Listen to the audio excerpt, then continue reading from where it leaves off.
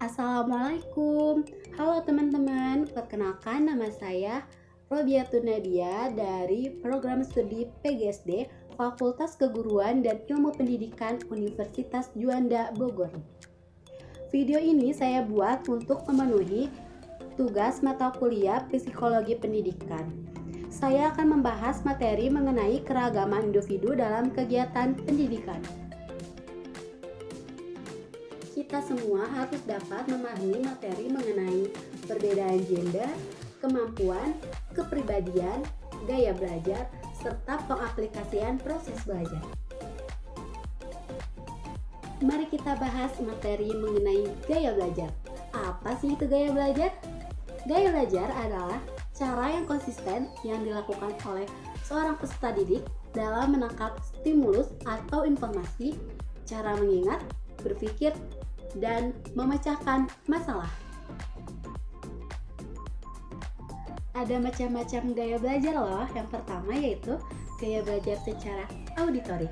Yang kedua yaitu gaya belajar secara visual. Dan yang terakhir yaitu gaya belajar secara kinestetik. Ayo kita bahas bersama-sama. Yang pertama ada gaya belajar secara auditori. Gaya belajar ini siswa menggunakan pendengaran untuk menerima informasi maupun pengetahuan. Contohnya, dengan cara merekam saat guru mengajar, lalu di kemudian hari didengarkan kembali. Yang kedua, ada gaya belajar secara visual. Gaya belajar ini siswa menggunakan penglihatan untuk belajar dengan menggunakan warna-warna, garis, maupun bentuk. Contohnya, belajar dengan cara bergambar, ilustrasi, foto, acara televisi, ataupun video. Selanjutnya, ada gaya belajar secara kinestetik. Gaya belajar ini merasa lebih mudah mempelajari sesuatu tidak hanya dengan membaca, tetapi juga dengan mempraktikannya. Contohnya, belajar dengan cara gerakan ataupun metode praktik. Ada beberapa faktor loh yang mempengaruhi gaya belajar.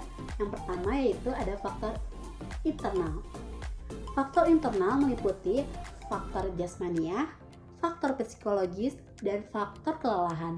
Sedangkan faktor eksternal meliputi faktor keluarga, faktor sekolah, dan faktor masyarakat.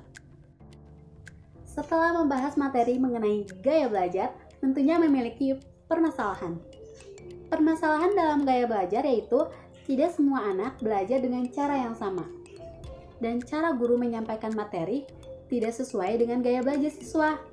Hal itu yang menjadikan permasalahan dalam gaya belajar.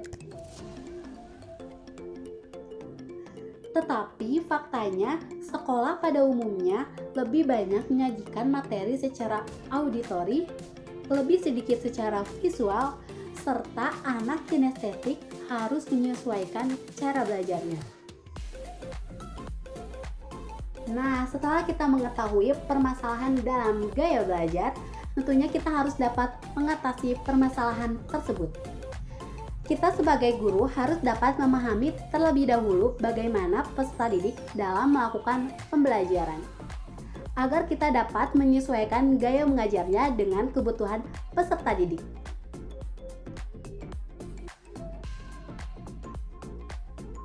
Nah, itu saja materi mengenai gaya belajar yang dapat saya sampaikan.